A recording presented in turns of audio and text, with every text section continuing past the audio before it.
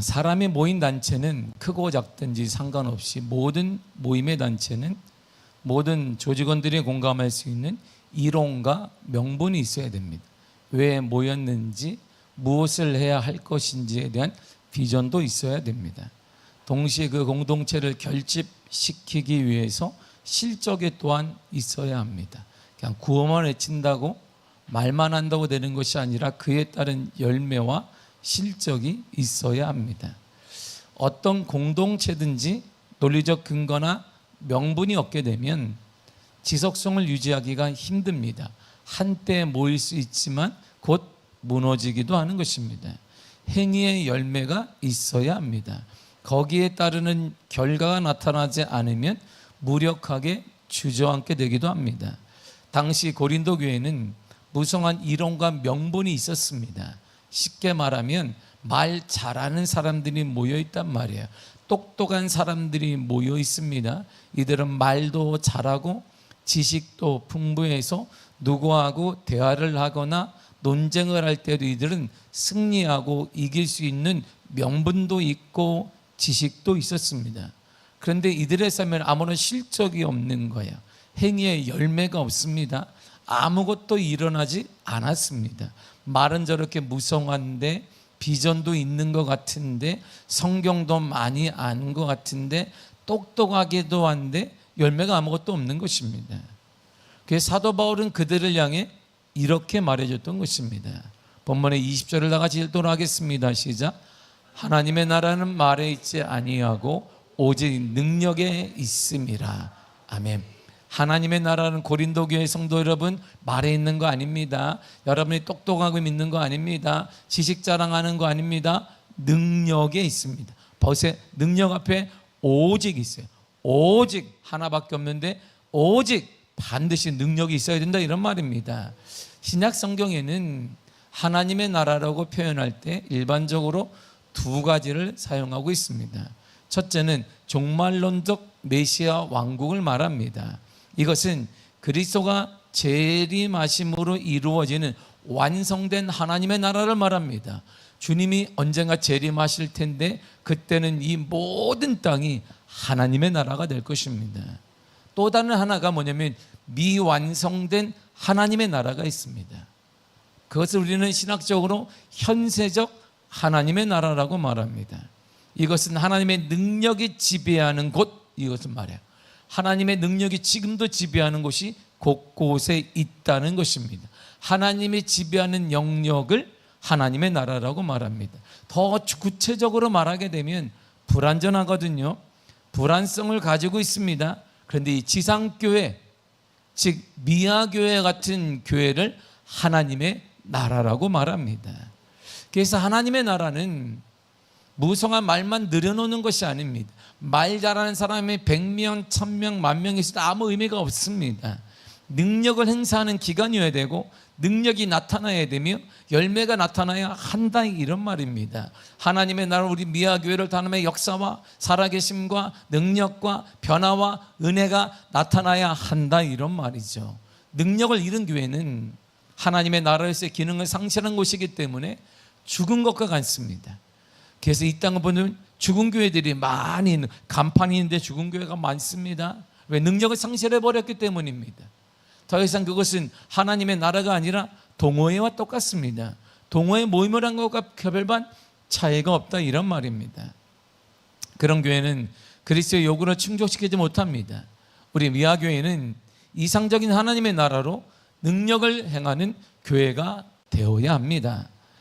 그 능력이란 무엇일까요? 그렇다면 능력이 뭐예요? 능력이란 막 기적이 일어나고 죽은 자가 살아나고 할렐루야, 이거 능력 맞습니다. 이런 것도 능력인데 진정한 능력은 그런 게 아니에요. 워싱턴 대학교의 종교학자 로드니 스타크 교수가 그의 책 기독교의 발흥이라는 책에서 이런 내용을 썼습니다. 1세기에서 3세기까지 로마 제국에 속한 나라들은 매우 부패했습니다. 매우 문란했습니다. 타락한 사회였습니다. 그래서 낙태나 영아 살해가 아무런 죄책감 없이 이루어졌습니다. 특히 여자아이나 장애아가 태어나면 그들은 숲이나 광장에다 그냥 버려버렸어요. 이게 일반적이었습니다. 그러면 거두느냐? 거두지 않습니다. 남이 버린 거 거두지 않습니다. 그가 죽든지 아무 상관하지 않았습니다. 이게 당시 1세기, 3세기까지 로마 제국의 일반적인 현상이었습니다. 당시 여성의 최저 결혼 연령이 12세였습니다. 그러니까 권고사항일 뿐이었습니다. 많은 여자아이들이 12세가 되기 전에 결혼을 했습니다. 결혼한 후에 쉽게 이혼을 당했습니다. 남편이 질병이나 전쟁에 나가 죽게 되는 경우에도 홀로 남은 여성들은 생계를 유지해야 되니까 어쩔 수 없이 재혼을 또 하게 되었습니다. 그 나이가 10살밖에 안 됐어요. 10살, 12살 그 정도 나이였습니다. 근데 2년 내에 재혼하지 않으면 벌금을 물리거나 갖고 있는 재산을 박탈하는 게 로마법이었어요. 법이 아닌데 일반적으로 이렇게 행했습니다.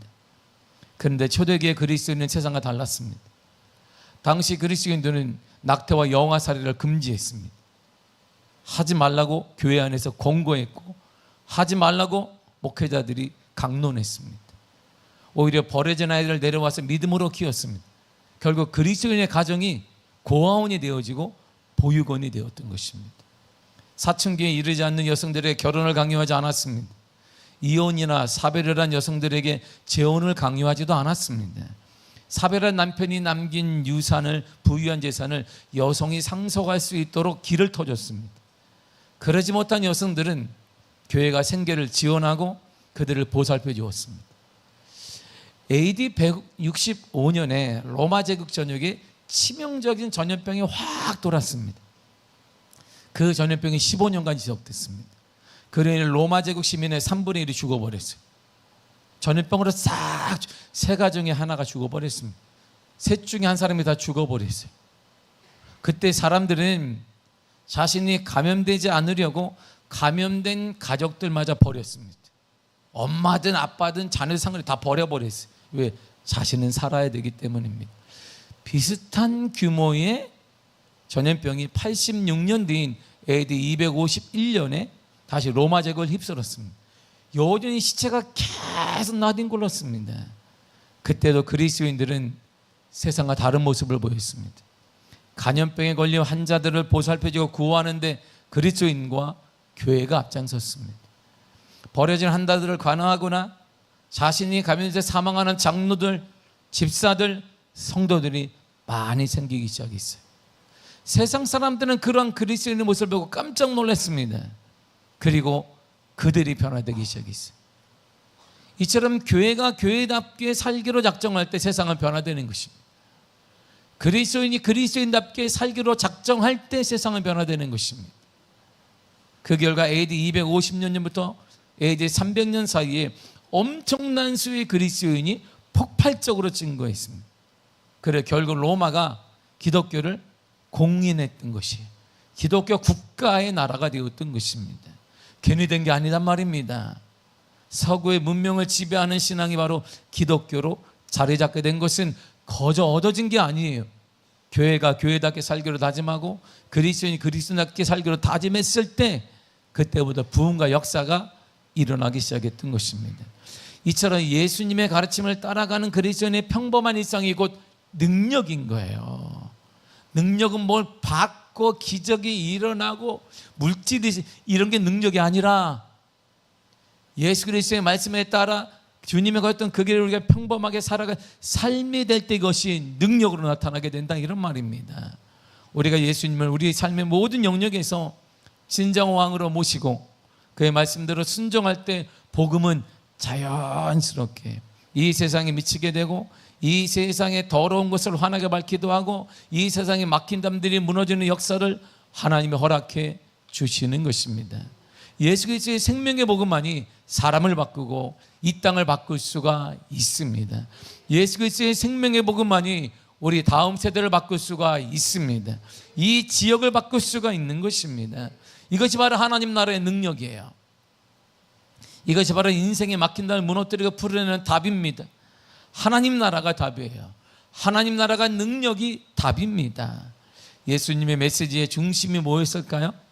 예수님의 메시지의 중심은 항상 하나님 나라 혹은 하늘나라였습니다. 사람들은 이 하나님의 나라는 우리가 죽은 다음에 가는 곳이라고 생각하지만 예수님은 그렇게 가르친 적이 없습니다. 예수님은 그렇게 우리에게 말한 적이 없어요. 예수님은 하나님의 권능이 임하는 곳, 하나님의 능력이 임하는 그곳이 바로 하나님의 나라라고 가르치셨습니다. 마태복음 12장 28절입니다. 시작. 내가 하나님의 성령을 힘입어 귀신을 쫓아내는 것이면 하나님의 나라가 이미 너희에게 임하였느니라. 아멘. 귀신을 쫓아내는 것, 귀신이 쫓겨나는 바로 그 하나님의 나라라는 것입니다. 우리를 분열시키고 우리를 좌절하게 만들고 우리를 혼돈하게 만들고 우리를 미워하게 만들고 우리를 실패하게 만들고 우리를 인생이 끝났다라게 만드는 모든 어둠의 영들이 바로 귀신인데, 그 귀신을 쫓아내는 바로 그것이 하나님의 나라라는 것이, 하나님의 나라가 있는 그곳에 바로 능력이 나타난다, 이런 말입니다. 누구를 힘입어? 성령을 힘입어 말이에요. 예수 그리스도의 영인 성령을 힘입어 귀신을 쫓아내야 된다, 이런 말입니다. 거짓과 실패와 좌절과 속임과 분열과 영적 단지를 조장하는 귀신을 쫓아낼 때 바로 그것이 하나님의 나라가 되는 것입니다. 그래서 우리가 찬송할 때도 평화 평화로다 하늘 위에서 내려오네. 평화는 저기가 아니라 여기에 임하는 거예요. 여기에. 할렐루야. 여러분의 가정에 평화가 임하게 되는 것이고, 여러분의 삶에 평화가 임하는 것이고, 우리 기업에 평화가 임하는 것이고, 우리 교회에 평화가 임하는 것입니다. 하늘의 평화가 이 땅에 오는 거, 바로 그것이 주님이 말씀하신 하나님의 나라이고, 그 하나님의 나라가 임할 때 능력이 나타나고 회복이 나타나고 치유가 나타나고 기적이 일어나게 된다, 이런 말입니다. 그러므로 결국 내 마음을 위해서 하나님의 나라가 임한 거예요. 왜냐하면 나는 하나님 외에, 우리 주 예수 그리스도 외에가 어떤 것도 흔들리지 않기 때문입니다. 우리 가정이 하나님의 나라예요. 우리 일터가 하나님의 나라인 것입니다. 미아교회가 하나님의 나라인 것입니다. 근데 딱 보니까 하나님의 나라, 저 사람도 있네 도대체. 옆 사람 딱 보면 하나님의 아멘, 옆 사람을 딱 보는 순간 하나님의 나라에 저런 사람도 있네. 그렇게 말하기 여러분들을 보면 답이 나와요. 나도 있거나 보면 하나님의 나라로서. 왜냐하면 주님께서 우리에게 이렇게 말씀하셨어요. 본문의 19절과 20절을 읽도록 하겠습니다. 시작. 주께서 허락하시면 내가 너희에게 속히 나아가서 교만한 자들의 말이 아니라 오직 그 능력을 알아보겠으니 하나님의 나라는 말에 있지 아니하고 오직 능력에 있음이라. 아멘. 말에 있는 거 아니에요.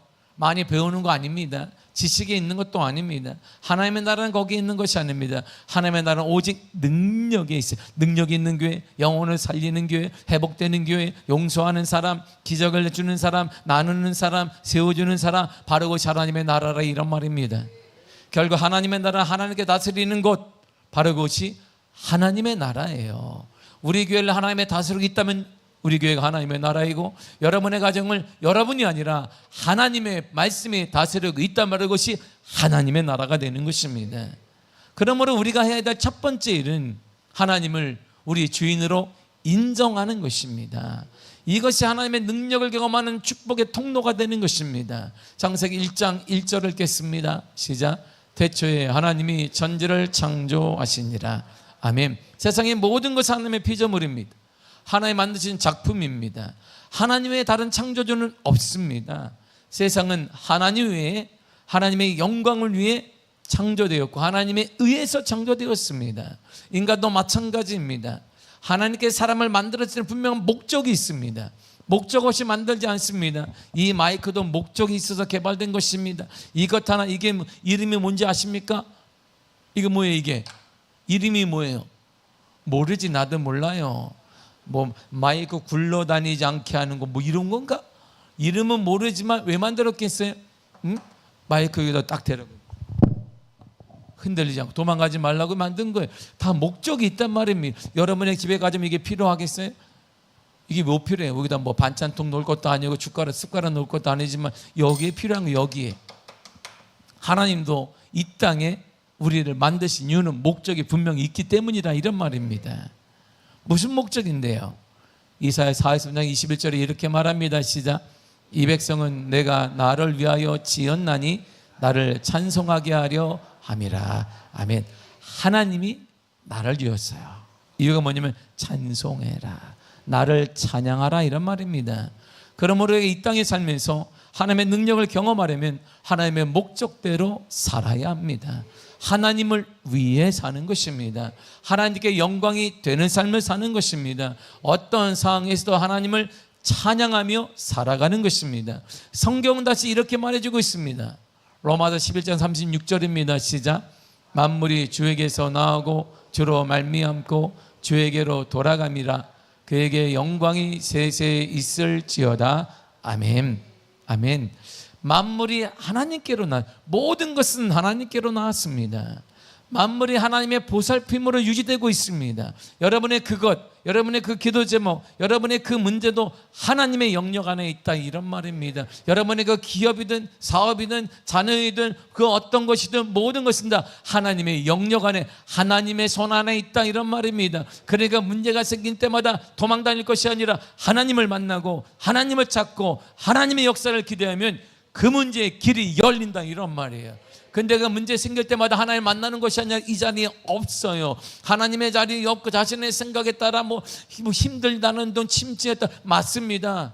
그거 맞지요. 힘들지. 문제가 있는데 힘들지 않은 사람이 어디 있겠습니까? 다 힘듭니다. 바로 그때가 하나님을 만나서 기적을 경험하며 은혜를 경험하며 문제를 역사하며 문제를 치유되 받는 바로 그 기회가 왔음에도 불구하고 바로 그때 우리가 영적인 눈이 없기 때문에 좌절과 낙담과 이런 모든 가운데 살게 되는 것이. 그래서 주님이 마귀를 이기는 것, 그것이 바로 하나님의 나라라고 했던 것입니다.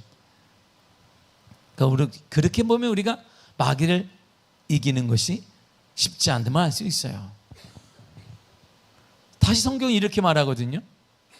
출애굽기 19장 5절을 보겠습니다. 시작. 세계가 다 내게 속하였나니 너희가 내 말을 잘 듣고 내 언약을 지키면 너희는 모든 민족 중에서 내 소유가 되겠고. 아멘. 세계는 모두 하나님께 속해 있다, 이런 말입니다. 모든 것은 누구에게? 하나님께 속해 있다, 이런 말입니다. 우리가 그 하나님이 인정한 것 따르면 우리는 하나님의 소유가 됩니다. 하나님은 당신의 소유를 절대 누구에게도 빼앗기지 않습니다. 가난으로 이끌어가는 사단에게 빼앗기지 않습니다. 불통으로 이끌어가는 사단에게 우리를 빼앗기지 않습니다. 분열로 이끌어가는 사단에게 빼앗기지 않습니다. 믿음 없음으로 인도하고 영적 단절로 이끌어가는 사단에게 빼앗기지 않는다, 이런 말입니다. 하나님의 소유된 사람 하나님의 절대 빼앗기지 않습니다. 그러므로 하나님과 함께하는 것만으로 우리는 풍성하게 살 수 있어요. 하나님의 유산을 받게 하나님의 능력이 내 능력이 되기 때문입니다. 결국 하나님은 우리를 떠나지 않고 동행하십니다. 임마누엘의 축복을 누리게 돼요. 임마누엘이란 지키시고 이끌어주시고 홀로 두지 않는 것입니다. 임마누엘이란 하나님 우리를 지키시고 이끌어주시고 홀로 두지 않는 것입니다. 그런 은혜를 받고 살아가는 게 우리 저와 여러분들입니다.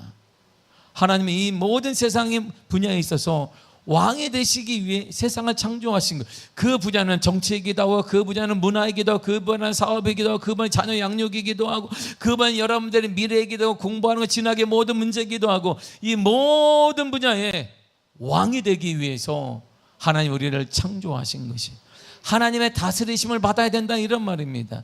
여러분의 그것도 하나님의 다스리심을 받아야 된다, 이런 말입니다. 여러분들의 성질의 다스림, 여러분들의 감정의 다스림이 아니라 하나님의 다스림을 받을 때 능력이 나타나게 된다, 이런 말이죠. 그것이 어떤 문제라 할지라도, 물질의 문제이든 대인관계의 문제이든 그 어떤 문제를 할지라도 그것에 우리가 하나님의 다스림을 받으면 길이 열리게 되어지고 문제가 무너지게 되어지며 치유 역사가 일어나게 되더라, 이런 말이에요.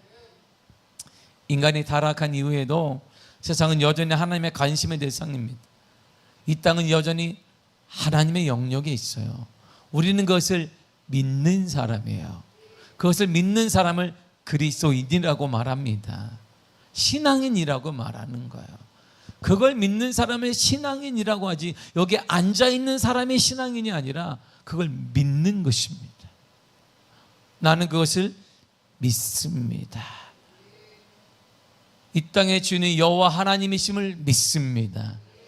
그 분야도 주의 영역 안에 있음을 믿습니다. 내 가정도 주의 은혜 안에 있음을 믿습니다. 그걸 믿는 사람들이 그리스도인이요, 그걸 믿는 사람들이 바로 신앙인이라고 말하는 거야. 이 믿음으로부터 능력이 나타나요. 이 믿음으로 능력이 드러나게 되어 있습니다. 하나님의 나라의 능력이 나타나게 된다, 이런 말입니다.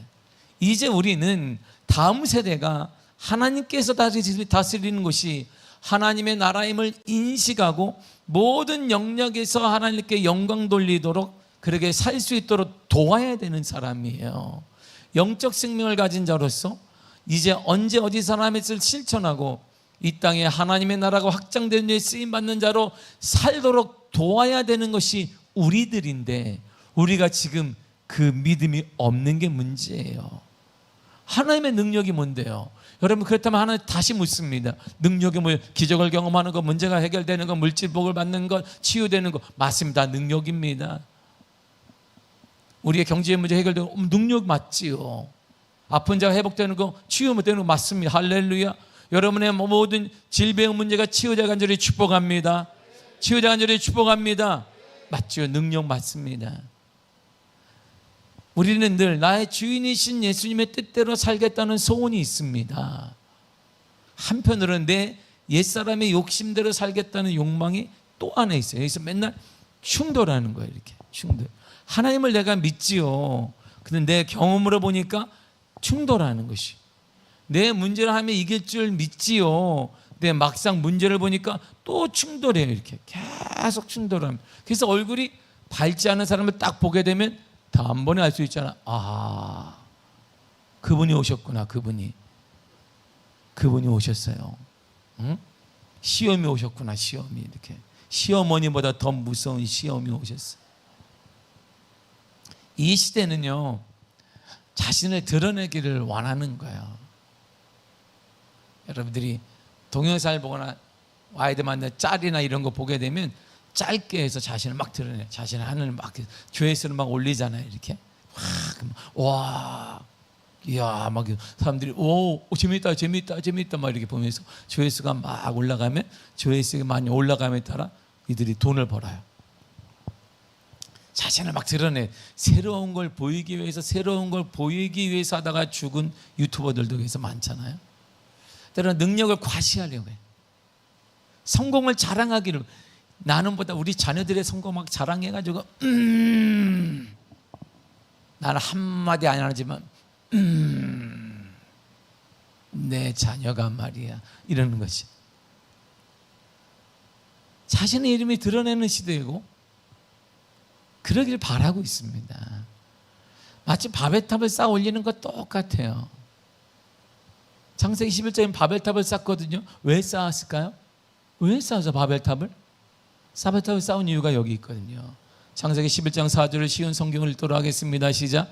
자, 우리의 성을 세우자. 우리가 꼭대기가 하늘까지 닿는 탑을 쌓자. 그리고 우리 이름을 널리 알리고 온 땅에 흩어지지 않도록 하자. 아멘. 우리 이름을 어떻게 널리 알리자. 우리가 누군데? 하나님과 내가 맞닿은 사람이야. 하나님과 내가 맞닿아서 얘기하는 사람이야. 널리 알리라. 그러면 사람들이 막 우르르 찾아올 거야. 하나님 만나더니 어떻게 됐습니까? 이렇게. 아유, 아래 것들이 말이야. 내가 이런 사람이야. 자신의 이름을 널리 알리고 드러내는 게 바벨탑 사건입니다. 하나님의 이름보다 더 크게 자신의 이름을 드러내는 것입니다. 내가 성공한 사람이야. 내가 돈 많은 사람이야. 내가 좀 많이 배운 사람이야. 갑을 관계에서 내가 항상 갑에 있는 사람이야. 내가 건물주야. 요즘 아이들이 좋아하는 등등 자신의 존재감을 드러내기를 위해서 온갖 노력을 다하고 있습니다. 우리도 크게 다르지 않습니다. 물론 입으로 우리는 뭐라고 해요? 하나님의 영광을 위한 것입니다. 하나님의 영광을 드러내고자 합니다. 그렇지만 형식적일 뿐이지 내면적으로나 결론적으로 우리는 자신의 존재감을 드러내기를 원합니다. 그래서 자신을 알아주지 않거나 무시한다고 스스로 생각이 들면 공동체를 빠지거나 깨거나 아니면 시험거리를 만드는 장본인이 되는 거예요. 이 시대의 하나님의 능력이란 뭘까요? 도대체 그렇다면 하나님의 나라의 능력이란 무엇일까요? 사도 바울이 정확히 딱 이렇게 얘기했어요. 고린도서 15장 31절입니다. 시작. 형제들아, 내가 그리스도 예수 우리 주 안에 가진 바 너희에게 대한 나의 자랑을 두고 단언하노니 나는 날마다 죽노라. 보세요. 너희들 자랑 많이 하는구나. 성공하고 자랑하고 뭐 자녀들 자랑하고 뭐 자랑하고 뭐 자랑 있는 거 다 자랑하는데 이러한 시대구나. 그런데 내가 단언하는데, 내가 정확히 말하는데 나는 날마다 죽는다. 나는 그런 사람이에요. 사도 바울 자신은 날마다 죽는다고 했습니다. 그런데요, 초대교회 사도들 중에 사도 바울만큼 배운 사람이 어디 있던가요? 없습니다. 사도들의 직업이 뭐예요? 7명이 어부예요. 어부. 가장 낮은 사람이에요. 좀 배운 사람이 누구예요? 마태예요. 마태. 공무원 하나 있어요. 나머지는 직업 보잘것없는 사람들입니다. 근데 어떻게 사도 바울이 거기다 되겠어요? 사도 바울이 그냥 사도들이 아니어도 일반 사람들 중에도 바울만큼 학식을 겸비한 사람은 흔히 찾기 힘듭니다. 찾을 수 없어요. 경제로 그는 완전한 우리말로 금수저 집안이에요. 아버지가 사업가로 돈을 많이 벌었습니다. 신앙적으로 보니까 어머니가 신실한 히브리인으로 믿음의 사람이에요. 다 갖췄네. 빈틈이 없으니까 시기를 받지. 좀 이렇게 빈틈이 있어야 돼. 우리처럼 좀 이게 좀 부족한 게 많아야 되는데 사도 바울은 꽉꽉 찼어. 돈도 많고 영적으로도 충만하고 배우기도 많이 배우고. 그래서 사도 바울이 싫어하기도 하는 사람이 꽤 돼요. 왜? 다 가졌어. 모든 걸 다 줬어요. 이처럼 사도 바울처럼 영적 육적으로 모든 것을 갖춘 사람은 오늘날에도 찾기 쉽지 않습니다. 그런 사람이 바로 사도 바울이에요. 근데 그가 뭐라고 하냐면, 당신들이 많이 자랑하는 시대에 맞지요. 근데 저는요, 날마다 죽습니다. 나는 죽은 사람입니다. 그래서 죽은 사람. 그런 날마다 죽는다 그랬습니다. 성공과 가진 것을 자랑할 수 있지만 하나님의 이름만 찬양하고 하나님께 영광 돌린다는 뜻입니다. 충분히 힘없는 사람, 다른 사람들을 무시하고 업신여길 수 있는 위치에 있지만 그는 그런 사람들을 높이고 세워주면서 자신을 낮추는 사람이었습니다. 많은 배움을 가졌습니다. 못 배우고 지식적으로 한계를 가진 사람들을 그러나 그는 돕고 위로하고 그들의 말을 들어주는 신실한 사람이었습니다. 모든 성공을 하나님과 주위 사람들의 공로로 돌린 사람이에요. 자신의 성공을 하나님을 위해, 자신의 성공을 이웃 사람들을 위해, 자신의 성공을 나보다 못 가진 사람들을 쓴 사람의 사도 바울이에요. 이것이 능력이란 말이에요. 이것이 능력. 교회의 능력은 여기 있는 것입니다. 우리가 가진 것을 다 누리고 먹고 그런 능력이 아니라 우리가 가진 것 작은 것이지만 우리보다 못하고 우리보다 어려운 사람을 돕고 나누고 섬기고 하는 것이 능력이다, 이런 말입니다. 이처럼 자랑할 수 있는 모든 것들을 다른 사람과 하나님께 영광을 돌리는 것이 바로 능력이에요. 더 많이 가질 수 있지만 나누는 것이 능력이고, 지시하고 명령할 수 있는 힘과 위치에 있지만 먼저 솔선수범하고 그들을 섬기는 겸손함이 능력이라, 이런 말입니다. 자신을 세워도 아무도 반감을 가질 수 없음에도 불구하고 다른 연약한 사람들을 세워주고 그들을 들어주고 그들을 앞세우는 사람, 바로 그것이 능력이에요. 하나님 나라의 능력이 바로 그런 것입니다. 이것이 죽는 거예요. 자신이 이것이 죽이는 것입니다. 바로 그것이 하나님의 능력을 소유한 사람이에요. 이런 하나님의 나라의 능력을 가진 사람에게 우리 주님께서는 필요한 것들을 공급하여 주십니다. 이렇게 말이에요. 에베소 3장 20절입니다. 시작. 우리 가운데서 역사하시는 능력대로 우리가 구하거나 생각하는 모든 것에 더 넘치도록 할렐루야. 이런 사람에게 하나님은 너희가 구하는 것, 생각하는 모든 것에 더 넘치게 주신다는 것입니다. 나는 이것만으로도 충분합니다 했는데 하나님은 더 넘치게 해주신다는 것이요. 이런 복을 받아보셨습니까? 받아보긴커녕 내가 원하는 데 다 쭉 깎여가지고 안 돼. 나는 주님께 내가 이걸 딱 구했는데 맨날 쭉 내놓아. 그러니까 시험 들었다고 하고, 나는 왜 하나님 응답이 없나 말하기도 하고, 하나님께 정말 실망했다고 말하기도 하는데, 전제되는 게 있는 거, 전제되는 게 내가 죽어야 되는 거예요. 내가 죽은 사람이 되어야 된다, 이런 말입니다. 하나님의 나라는 소유하는 것이 아니라 죽는 거예요. 하나님의 나라는 갖는 것이 아니라 놓는 것입니다. 그러한 사람이 갚아주시며 은혜 허락하시며 능력을 허락하시며 내가 생각하는 것 이상으로 놀랍게 채워주신다, 이런 말이죠. 그래서 주님이 이렇게 말씀하셨어요. 마태복음 23장 12절입니다. 시작. 누구든지 자기를 높이는 자는 낮아지고 누구든지 자기를 낮추는 자는 높아지리라. 아멘. 하나님 나라를 소유한 사람은 주님 반드시 높여주십니다. 내가 생각하고 구하는 것 이상으로 채워주시는데 넘치도록 채워주시고 나를 높여주신다, 이런 말이지. 그렇다면 말이에요, 하나님의 나라는 우리에게는 어디 있냐, 이제 찾으면 돼요. 내가 볼 수 있는 하나님의 나라는 어디 있을까요? 하나님의 나라를 보셨습니까? 여러분, 하나님의 나라를 보셨나요? 왜 못 봤어요? 왜 못 봤어요? 아, 못 보셨구나. 그래서 신앙생활이 이렇게 뜨겁지 않나? 봐야 되는, 하나님의 나라를 내가 오늘 보여드릴 텐데 깜짝 놀라지 마시고 잘 보시면 하나님의 나라가 여기 있습니다. 깜짝 놀랄지 몰라요. 이거 읽을 때 기절할지 모르니까 또박또박 잘, 여기 앞에 손 잡고 읽어야 돼요. 기절하지 못하도록. 누가복음 17장 21절입니다. 시작. 여기 있다 저기 있다고도 못하리니 하나님의 나라는 너희 안에 있느니라. 아멘. 여기 있네. 하나님의 나라 어디 있어요? 여기 있다, 여기 있다, 여기 있어. 이 말이 뭐냐면, 그를 딱 보면 하나님의 나라가 보여야 된다, 이런 말이에요. 하나님의 나라가, 그의 모습을 보니까 하나님의 나라 가진 사람이네. 이야, 가질 수 있는데 나누는 거 봐봐. 충분히 교만할 수 있는데 겸손한 거 봐봐. 자기가 높아질 수 있는데 남을 세우는 거 봐봐. 저기 있네, 하나님의 나라. 하나님의 나라를 소유한 사람이 저기 있구나. 그래서 우리가 예전에 드라마 중에 제가 얘기했듯이 파리의 여인이라는 드라마에서 가장 유명한 대사가 이 안에 너 있다 그랬어요. 내 안에 너 있다 그랬어요. 이게 가장 유명한 대사였어요. 이걸 아는 사람은 내 또래 이상이고, 무슨 얘기야 모르는 사람은 젊다는 거니까 하나님의 은혜가 넘치기를 바랍니다. 젊은 분들은 내 안에 하나님의 나라가 있는 거야. 하나님의 나라가 어디 있다고요? 여기 있는 거야. 여기. 하나님의 나라가 여기 있으니까 때로 문제가 있지요. 우리가 살아가는데 고통도 있고 눈물도 있습니다. 내게 상처 주는 사람이 왜 없겠어요? 근데 하나님의 나라가 여기 있어서 괜찮은 거예요. 가난할 수 있습니다.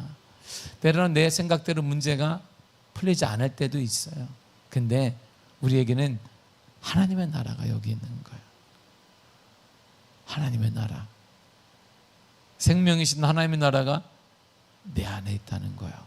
오늘 주님이 말씀하신 여기 있다 저기 있다 막 말하는데, 아니다, 하나님의 나라는 너희 안에 있어. 너희 안에 여기 있어요. 하나님의 나라를 소유한 사람처럼 살아야 합니다. 우리가 지금 문제가 뭐냐면, 하나님 나라의 방정식과, 그러니까 하나님의 나라는 하나님 나라의 방정식이 있을 거예요. 근데 우리가 세상의 방정식으로 하나님의 나라를 소유했다고 하는데 살려고 하는 거니까요. 그러니까 안 맞아. 내 안에 하나님의 나라가 있는데 세상의 방식으로 해서 사는 거예요. 이렇게 안 맞는 거예요. 계속 이렇게. 하나님은 더하기를 하라고 계속 얘기하는, 우리는 맨날 빼기만 하고 있어. 내가 뭘 잃고 내가 누가 가져가고 난 손해나고, 맨날 내 인생은 마이너스고, 내가 배우자 만난 것도 아이고 저 사람 만나서 마이너스고, 맨날 그거 하고 있는 거예요. 하나님은 더하기를 하라고 하는데, 그러니까 인생에 안 맞는 거예요.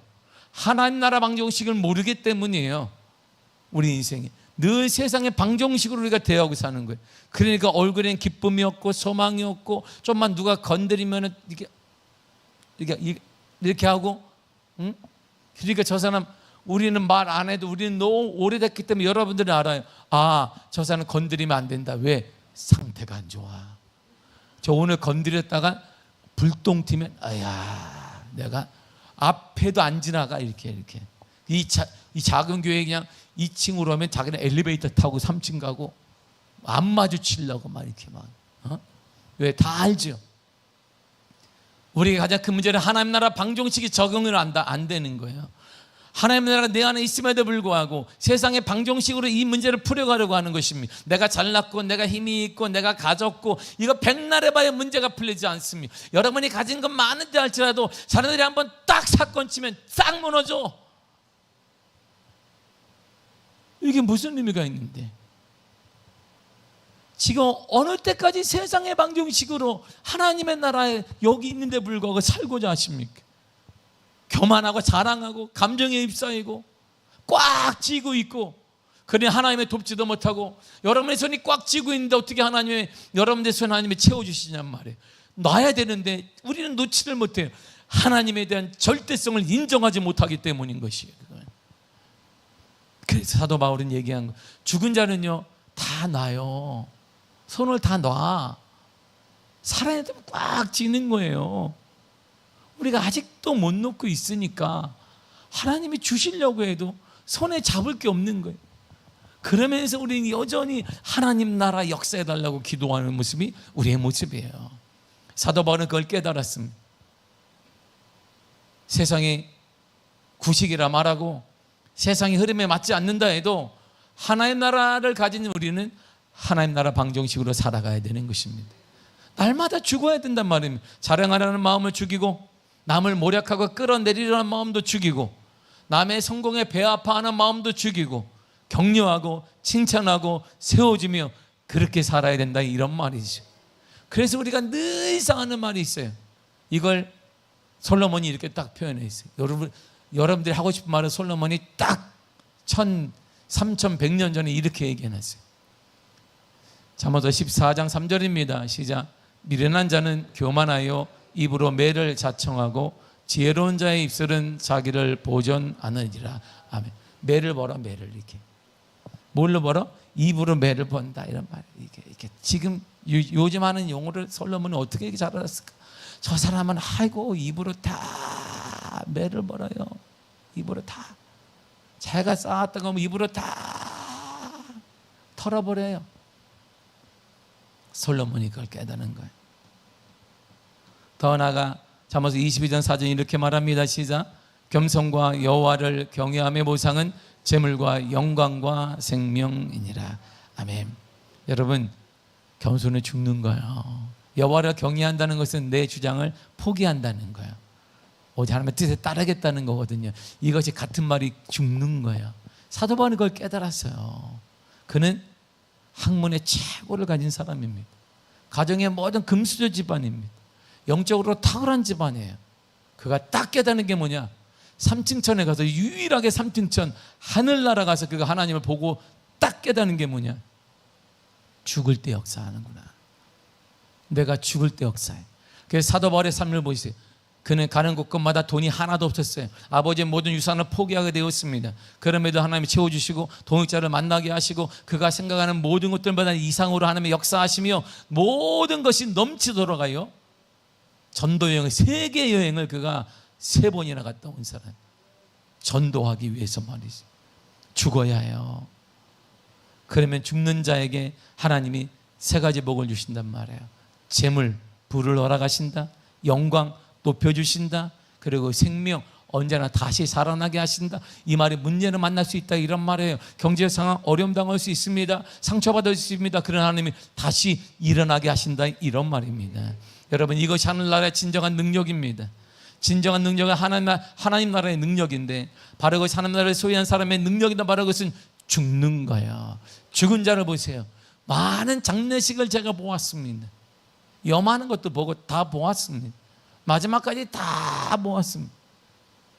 죽는 게 뭔데? 뭔데요 이게? 못 가요. 그에서는 아무것도 없어요. 아무것도. 이걸 비유로 한 거예요. 내 손에 아무것도 없다. 그럼 내 인생은 어떻게 하나? 그럴 때 하나님이 걱정하지 마라. 필요한 부는 내가 채워주고 너의 이름도 내가 너를 높여주고 그리고 네가 문제가 생겨 다시 일어나게 하는 힘도 내가 공급하여 준다, 이런 말. 우린 그걸 믿는 사람들이 할렐루야. 우리 그걸 그리스도인이에요. 우리는 이론가가 아닙니다. 우리는 성경을 배우려고 하는 사람들이 아니라 성경을 체험하는 사람들이고 하나님을 체험하는 사람들이에요. 사랑하는 성도 여러분, 신앙은 장난이 아닙니다. 신앙은 이론도 아닙니다. 신앙은 여러분들이 이론가로 만드는 학교도 아닙니다. 교회는 학교가 아닙니다. 여러분들이 이론을 전수하는 선생의 제도 아닙니다. 저는 이 신앙 때문에 생명을 건 사람이고 이 신앙이 너무나 가치가 있어서 내 모든 인생을 거기에 다 넣었지만 후회가 없는 사람이에요. 하나님을 만나봤기 때문이고 하나님을 경험해봤기 때문이고 하나님 안에 부가 있으며 하나님 안에 영광이 있으며 하나님 안에 생명이 있음을 확신하기 때문에 제가 이렇게 단언코 얘기하는 것입니다.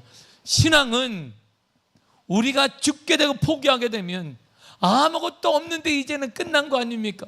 그때 인생이 다시 시작되는 거예요. 하나님의 지배하는 인생으로 하나님의 영역 안에 거하는 인생이 되어서 하나님이 우리를 책임져 주시는데 필요한 것들 공급하여 주시며 우리 이름도 높여 주시고 다시 일어나게 하는 힘도 하나님 허락하여 주시는 것입니다. 이 힘을 우리 자녀에게 줘야 되지 않겠습니까? 우리 다음 세대에 이 힘이 필요하지 않겠습니까? 언제까지 우리 다음 세대를 케어할 수 있겠습니까? 우리가 간 후에도 하나님이 그들의 실패와 좌절 가운데 엎어지지 않도록 일으켜 세우시고 또 일으켜 내시고 또 회복시키는 은혜를 그들이 받게 하기 위해서 하나님의 능력을 내가 경험하고 그 하나님의 능력을 전수하는 믿음의 은혜가 있기를 간절히 축복합니다. 우리 안에 하나님 나라가 있어요. 이 안에 하나님 나라, 여기 있다 저기 있다 하여도 하나님의 나라는 너희 안에 있느니라. 우리 안에 계신 하나님의 능력, 나라의 능력이 회복되기를 간절히 축복합니다. 죽으십시오. 그때 하나님의 역사가 새롭게 시작되어지고 희년의 축복이 반드시 일어나게 될 줄 믿습니다. 기도하겠습니다.